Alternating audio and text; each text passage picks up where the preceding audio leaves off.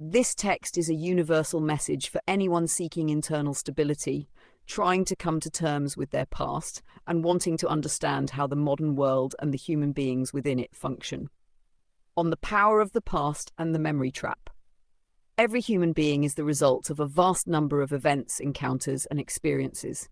Sometimes this experience can be harsh, unfair, or even destructive. The psyche is wired in such a way that it can loop back for years, attempting to mentally rewrite old scenarios or find meaning where there was nothing but pain.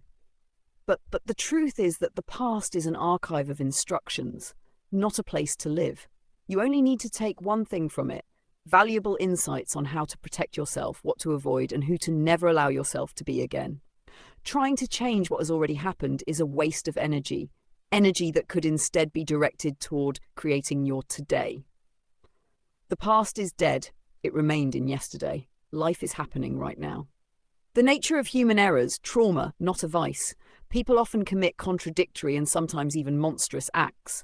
We tend to blame this on a bad character or malice, but modern science and psychology look at it differently. Aggression and cruelty are not innate vices, they are symptoms. Often it is the blind outburst of an overloaded psyche that has drowned in its own pain and found no other way out.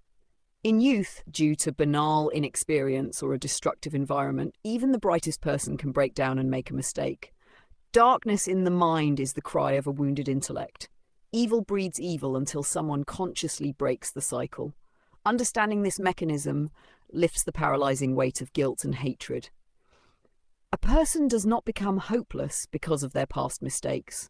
With proper support, psychological help, and self-work, almost anyone can be grounded, brought back into the channel of reason, and have their energy redirected into a constructive, kind path.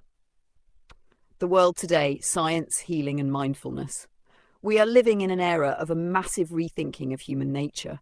The world is gradually abandoning the idea of blind revenge in favor of healing. Humane institutions, advanced social systems such as Norway's penitentiary model, prove that while isolation from society should be the punishment, the conditions within must heal a person, not break them even further. Treating a person from a position of respecting their dignity restores them to normal life much more effectively than violence. New medicine. Doctors and psychologists no longer just fight symptoms, they look for the root cause of the trauma. Science has proven that the brain is plastic. The neural connections responsible for fear, anxiety, and aggression can be rewired at any age. Meditation as a shield. Mindfulness and meditation practices have become rigorous scientific tools. They physiologically reduce activity in the brain areas responsible for panic and anger, returning control over one's own thoughts and body.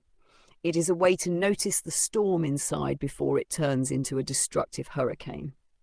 The vector of movement. Where are we going? There are already more than 8 billion of us on Earth. In such a dense world, aggression becomes an evolutionary dead end.